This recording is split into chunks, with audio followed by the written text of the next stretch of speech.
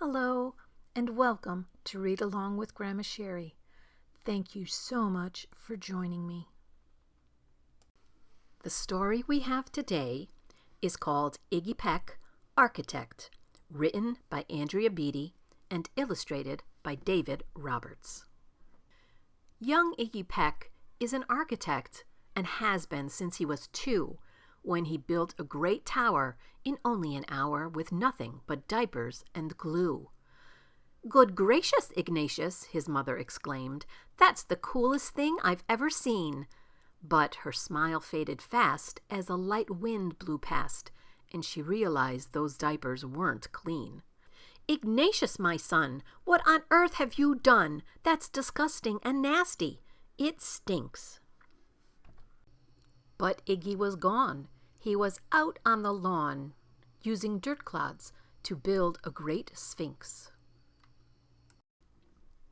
When Iggy was 3, his parents could see his unusual passion would stay.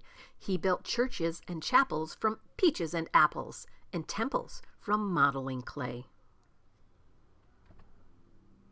At dinner one night, to his father's delight, Iggy got a bright gleam in his eye, and out on the porch built the St. Louis Arch from pancakes and coconut pie. Dear Ig had it made until 2nd grade, when his teacher was Miss Lila Greer. On the very first day, she had this to say: "We do not talk of buildings in here. Gothic or Romanesque, I couldn't care less about buildings, ancient or new." She said in her lecture about architecture that it had no place in grade 2.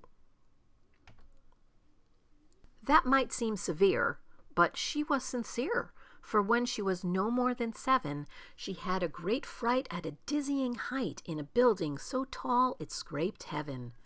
On an architect's tour of the 95th floor, young Lila got lost from the group. She was found 2 days later in a stuck elevator, eating cheese with a French circus troupe. After that day, it's quite safe to say she thought all building lovers were nuts. As a teacher, she taught that, above all, one ought to avoid them. No ifs, ands, or buts. As you might guess, it would cause Iggy stress to hear such terrible talk. But he didn't hear. He sat in the rear while building a castle of chalk. "You, Iggy Peck, your desk is a wreck. Tear down that castle right now. You will not build in here. Is that perfectly clear? Do you need to see Principal Howe?" "No, ma'am," Iggy said as he lowered his head, and his heart sank down to the floor. With no chance to build, his interest was killed. Now, 2nd grade was a bore. After 12 long days that passed in a haze of reading, writing, and arithmetic, Miss Greer took the class to Blue River Pass for a hike and an old-fashioned picnic. They crossed an old trestle to a small island nestled in the heart of a bubbling stream, but they no sooner passed than the footbridge collapsed, and Miss Lila Greer started to scream. "We're trapped here! Oh my! Alas, kids, goodbye!" Her eyeballs rolled back in her head. She dropped to the ground with a vague groaning sound. Luckily fainted, not dead.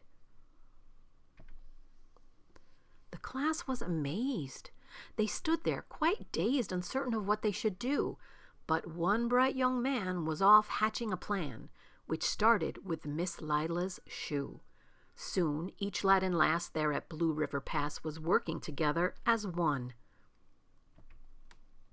And when she came to, Miss Lila Greer knew that something quite brave had been done.